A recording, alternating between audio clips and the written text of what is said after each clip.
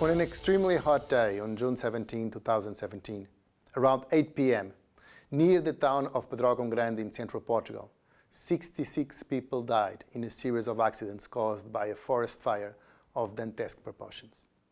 The investigation revealed that officers on the ground were driven to perform a series of improvised actions by the combination of a number of events, including a total communications breakdown that isolated the operational teams from the command center. In organizational theory, improvisation is a deliberate, spontaneous, and novel action which is designed along the way as it is implemented. Although it is often described in the literature as a process with positive results in responding to unforeseen events, improvisation can also have negative and sometimes catastrophic consequences. In crisis response, improvisation plays a key role and goes hand in hand with preparation.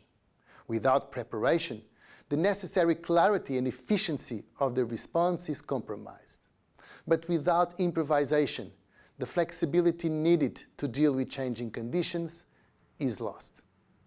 Improvisation is myopic. That is, it tends to focus on the local context and give less importance to information concerning the whole system. This is a crucial characteristic because it allows a quick adjustment to sudden change and coordination through shared observation.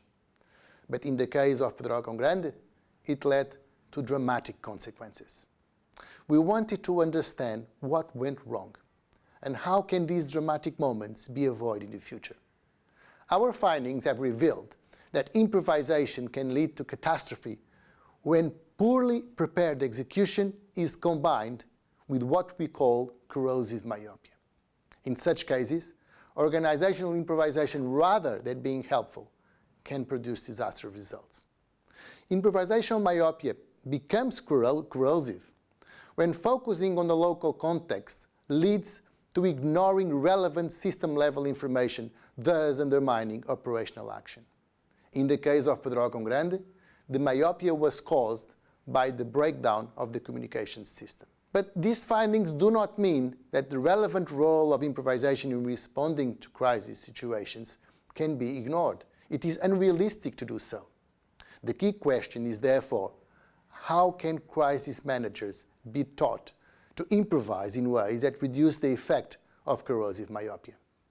On the one hand, it is necessary to develop some improvisational practices that address myopia, such as relational poses. These consist of short briefings in the middle of the action, which are critical for people to use their intuitive side as a complement to purely rational action, and also for contextual cues to be sensed and discussed. These pauses can help to incorporate feelings that something is going wrong. On the other hand, improvisation is a skill that can and should be trained to allow for a faster and more effective response.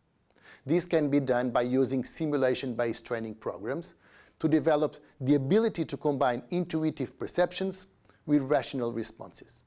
This enables the fast recognition and analysis of cues and patterns that can minimize the effects of corrosive myopia. In conclusion, improvisation in crisis response can lead to disaster, but it cannot be ignored. Agents must therefore learn how to improvise.